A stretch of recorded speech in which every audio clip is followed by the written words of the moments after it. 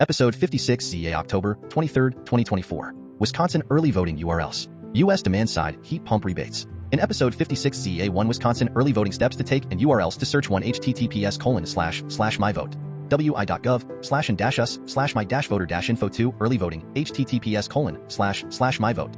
wi.gov/and-us/vote-absentee-and-person 3 Election Day Voting https://my vote.wi.gov/and-us/find-my-polling-place 4 Voting Documents to bring https://www.cityofmadison.com/clerk/elections-voting/voting/voter-ID 2 United States Demand-Side Heat Pump Rebates. Main content. 1 Wisconsin. Early voting is another name for in-person absentee voting. You need to be already registered to vote by October 16, 2024 to early vote or in-person absentee vote from October 22nd to November 2nd, 2024 or November 3rd, 2024 in some locations. To vote on Election Day, November 5th, 2024, you can register to vote at the polls on Election Day. Find out if you are registered to vote in Wisconsin at https://myvote. wi.gov/and-us/my-voter-info and entering your name and birth date. If you are registered to vote, you can early vote in Wisconsin between October 22nd, 2024 up to November 2nd, 2024 or November 3rd, 2024 at some locations. To find early voting locations and times, go to https://myvote.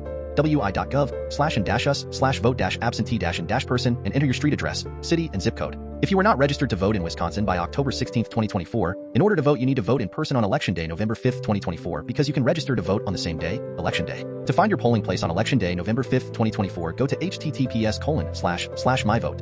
wi.gov/and-us/find-my-polling-place entering your street address, city, and zip code. To find out what you need to bring to the polls in order to vote, go to https://www.cityofmadison.com/clerk/elections-voting/voter-ID, voting with photo ID in Wisconsin. View infographic of acceptable IDs. Wisconsin law requires voters to present a photo ID for their vote to count. Your photo ID does not need to show a current address. Poll workers will check the type of ID, name, and photograph on the ID, and the date the ID expires. When it comes to voting, it does not matter if your Wisconsin ID or license complies with the Federal Real ID Act of 2005. Wisconsin ID cards that do not meet Real ID requirements are acceptable forms of voter ID. Our goal is for each eligible voter to be able to cast a ballot and have that ballot counted. Acceptable forms of photo ID. Wisconsin driver license *WIDOT issued photo ID card *US passport *military ID card certificate of naturalization issued within last 2 years unexpired Wisconsin driver license or state ID receipt ID card issued by a Native American tribe. Regardless of expiration, ID issued by a Wisconsin accredited university or college. ID must show the date issued and student signature.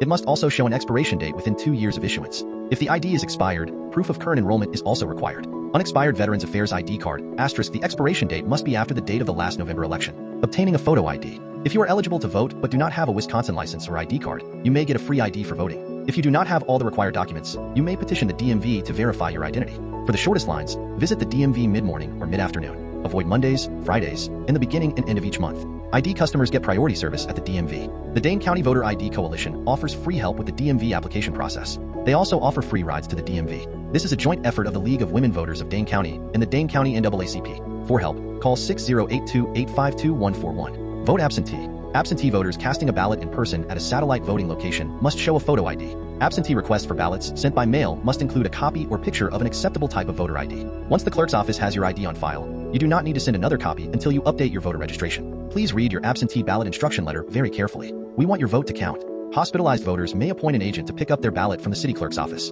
The agent needs to bring the hospitalized voter's photo ID to the clerk's office. Provisional ballots. Voters unable to show an acceptable photo ID on Election Day may cast a provisional ballot. Provisional ballots count if the voter provides the clerk's office with an acceptable ID by 4 p.m. the Friday after the election. Senior citizens. Wisconsin residents who are U.S. citizens age 65 and over may get a Wisconsin ID card that never expires. This ID is acceptable for voting purposes. The non-expiring ID card doesn't meet the Real ID standards required for air travel. A licensed driver cannot get a non-expiring ID card without surrendering driving privileges. Indefinitely confined senior citizens and care facility residents do not need an ID when voting absentee. Read about these exemptions and others.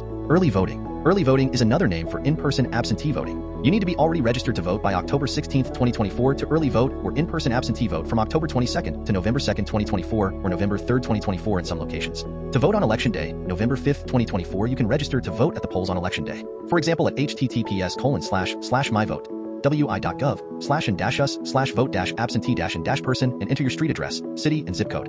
For example, at zip code 53716 for Madison, Wisconsin, you will see showing in-person absentee voting locations for Madison, Wisconsin 53716. Chose October 26, 2024 to show example of locations of early voting plus drop box locations primarily in front of fire stations for Saturday, October 26, 2024. Please select the day to see your in-person absentee voting options for the 2024 general election. Showing results for Saturday, October 26, 2024. In-person absentee voting at 9 libraries and at Global Market, Urban League, and Warner Park. Alicia Ashman Library, 733 North High Point Road, Madison, Wisconsin 53717, 10 a.m. to 4 p.m. Global Market and Food Hall, 2161 Zier Road, Madison, Wisconsin 53704, 10 a.m. to 4 p.m. Goodman South Madison Library, 2222 South Park Street, Madison, Wisconsin 53713, 10 a.m. to 4 p.m. Hawthorne Library, 2707 East Washington Avenue, Madison, Wisconsin 53704, 10 a.m. to 4 p.m. Lakeview Library, 2845 North Sherman Avenue,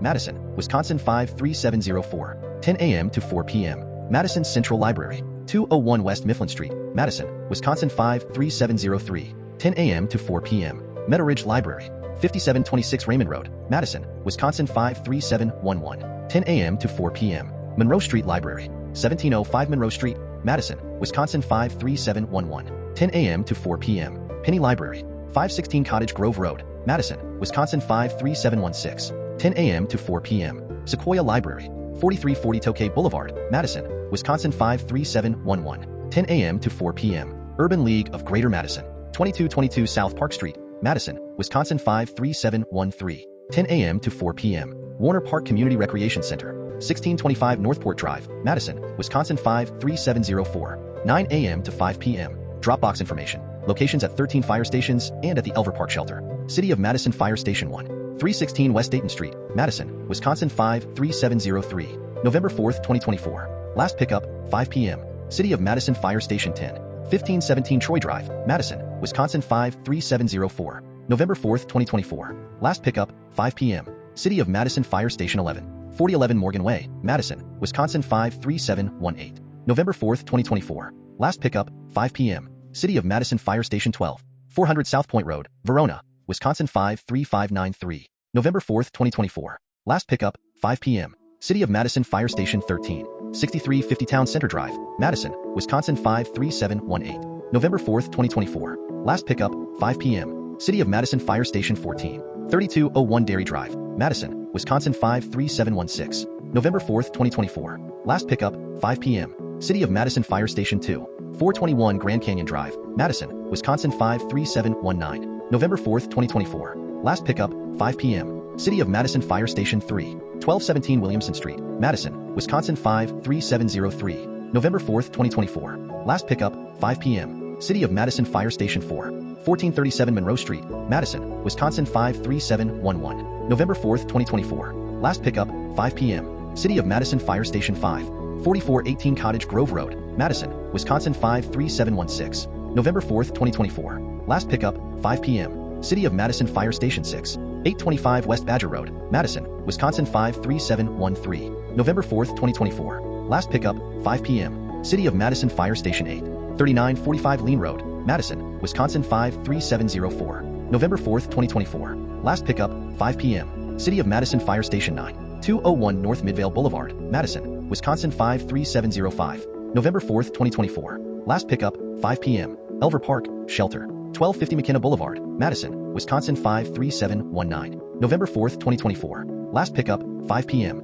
2 United States Demand-Side Heat Pump Rebates. Substack. Letters from an American, Heather Cox Richardson, October 23, 2024. Rozep View. The economic argument of the Republican candidate for U.S. president that concerns Rozep includes clawing back the heat pump rebate offered through the Biden administration's inflation reduction and the use of tariffs. The key point of the Substack article, according to Rozep, is that tariffs do not bring in money from other countries. The cost of tariffs is borne by American consumers. The economic argument of the Democratic candidate for U.S. President Kamala Harris will include disbursement of heat pump rebate money to Americans in need of help in acquiring this clean energy solution and alternative to air-polluting indoor residential wood burning. Rozep View. This article explains that the cost of tariffs is borne by the American consumer, not by the wealthy, and the cost of tariffs is not borne by foreign countries. Tariffs are the centerpiece of the United States Republican presidential candidate's platform. In the 1890s, high tariffs were installed after lobbying by industrialists, which endured until 1913 when tariffs were lowered. The income from American consumers paying high tariffs was replaced in 1913 by the United States income tax. Rozep agrees with the expert cited below that the Republican candidate for U.S. president's economic plans would also hasten the insolvency of Social Security trust funds by 3 years, from 2034 to 2031, and would lead to dramatic cuts in Social Security. Excerpts edited by Rozep for brevity and clarity in relationship to Residents Against Wood Smoke Emission Particulates, a 501c3 nonprofit organization. Former President Trump's closing economic argument for the American people is that putting a high tariff wall around the country will bring in so much foreign money that it will fund domestic programs and bring down the deficit, enabling massive tax cuts for the wealthy and corporations. Rozep View. Trump take the supply side, the industrialists seeking profits view, in the argument. Vice President Kamala Harris's closing economic argument is that the government should invest in the middle class by permitting Medicare to pay for in-home health aides for the elderly, cutting taxes for small businesses and families, and passing a federal law against price gouging for groceries during emergencies. Rozep view. Harris takes the demand side, the consumer-seeking savings side, in the argument. Trump has indicated his determination to take the nation's economy back to that of the 1890s, back to a time when capital was concentrated among a few industrialists and financiers. Trump has frequently praised President William McKinley, the U.S. president from 1897 to 1901, for leading the U.S. to become, he says, the wealthiest it ever was. Trump attributes that wealth to tariffs, but unlike leaders in the 1890s, Trump refuses to acknowledge that tariffs do not bring in money from other countries. The cost of tariffs is borne by American consumers. The industrialists and Republican lawmakers who pushed high tariffs in the 1890s were quite open that tariffs are a tax on ordinary Americans. The conservative American Enterprise Institute has called out Trump's proposed tariffs as a tax hike on American consumers of as much as $3.9 trillion. Together with Trump's promise to make deep cuts or even to end income taxes on the wealthy and corporations, his economic plan will dramatically shift the burden of supporting the country from the very wealthy to average Americans, precisely the way the U.S. economy worked until 1913,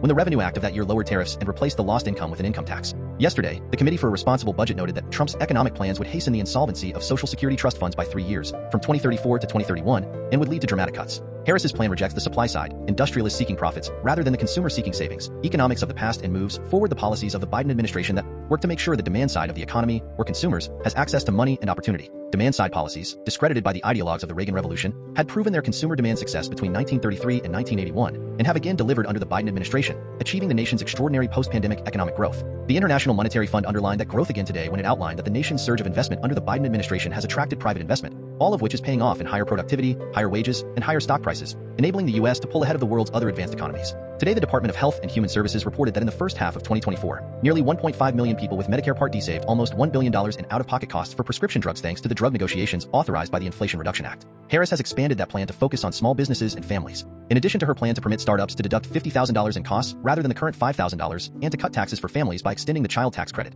she has called for raising the corporate tax rate to 28%, lower than it was before the Trump tax cuts and lower than the rate President Joe Biden proposed in his 2024 budget. She has proposed $25,000 in down payment assistance for first-time homebuyers and promised to work with the private sector to build 3 million new housing units by the end of her first term. Her recent proposal to enable Medicare to pay for home health aides has flown largely under the radar, although it would be a major benefit to many Americans. She proposes to pay for that benefit with additional savings from drug price negotiations. By keeping seniors in their homes longer, it would save families from having to meet the high cost of residential care. Yesterday, the White House proposed an expansion of the Affordable Care Act to make over-the-counter contraceptives free under health plans. Currently, only prescription contraceptives are covered. If the rule is finalized, it would expand contraceptive coverage to the 52 million women of reproductive age covered by private health plans.